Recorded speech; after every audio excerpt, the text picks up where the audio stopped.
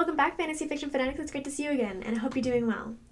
Today is going to be another book review, and today's book is going to be James J. Butcher's Dead Man's Hand. Now, for those of you who don't know who James J. Butcher is, he is actually the son of the author Jim Butcher, who many of you know that I really love Jim Butcher and all of his books.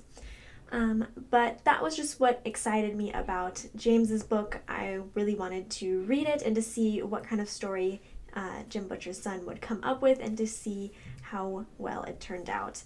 And so now I'd like to share that all with you guys on what I think of this book and how much I liked it or didn't like it. If you end up liking this book review, I would really appreciate a thumbs up.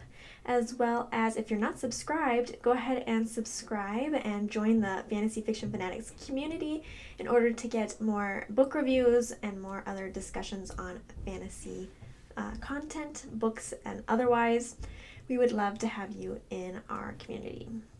Okay, so what is Dead Man's Hand about? Well, it is about a man named Grimsby who was hoping to become an auditor since he can't use magic. He is a witch and was hoping to be able to get into the auditors in order to, it's a society, or not a society, it's an organization that, polices magic and things like that. But that was crushed, and the woman who turned him down from being able to get through to become an auditor ended up being murdered not too far away from him, and everybody thinks that he did it. So he is having to run from the authorities as well as try and figure out who killed her in order to clear his name and save his own life. And it is quite an adventure that Grimsby has to go through. What did I like about this book? This book actually has a lot of things to like about it, and the first thing is the writing style is phenomenal. Considering this was James J. Butcher's first novel, sometimes the writing style can be a little bit weaker with a debut novel just because it is a newer profession, not as much experience, that kind of thing. So I was super, super impressed with the writing style that Butcher writes with. It is phenomenal. It's got that little bit of sophisticatedness, and it really draws you in. It's descriptive, and it really keeps you going through the book. It's not too heavy and too descriptive, and it's not too, immature and, seems like a young person wrote it. It has that really good richness where it's clear, it's concise, but it also has that descriptive and that sophisticated word choice in it that is just really great. It's a phenomenal writing style, and that really, really made me happy to start off with in this book and just know that it was going to be exciting to read with the writing style. It also has really interesting world elements to it. I thought that this urban fantasy was super interesting in the rules of the world, how the magic worked, the fantasy elements worked, the fantasy beings that are in there. There are some in there that I thought were pretty interesting. They are kind of unique. I would say, obviously, an urban fantasy always has some similarities to it in the fact that it does reside in our world and has certain elements of our world that it has to revolve around or to interact with.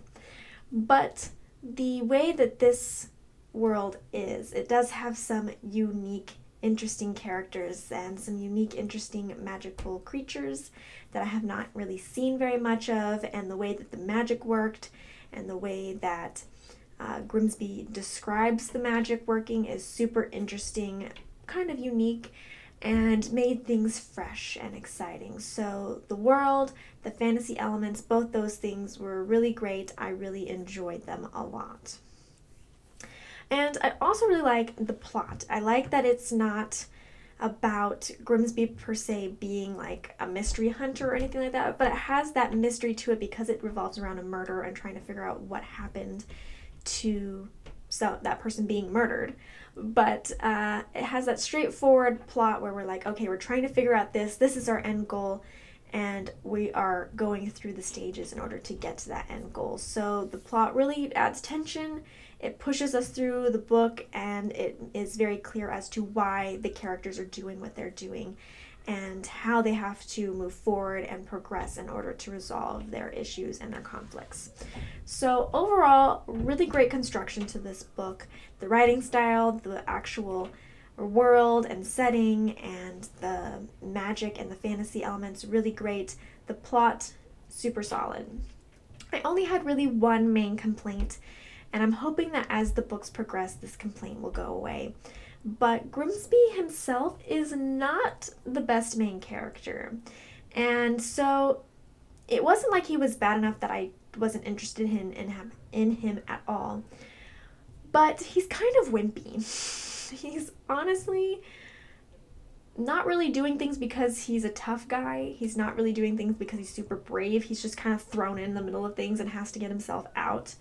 And though there are some moments that he does show bravery and he does show ingenuity and he does show selflessness, they're pretty much towards the end. And the whole, 2/3 of the book, I just feel like he's kind of wimpy. There's another character named Mansgrave that is kind of intertwined with him. And at first I was hoping that the story was about him, and it ended up not being about him. It was about Grimsby. So it's okay. The character's okay. And I do see that there is room for growth.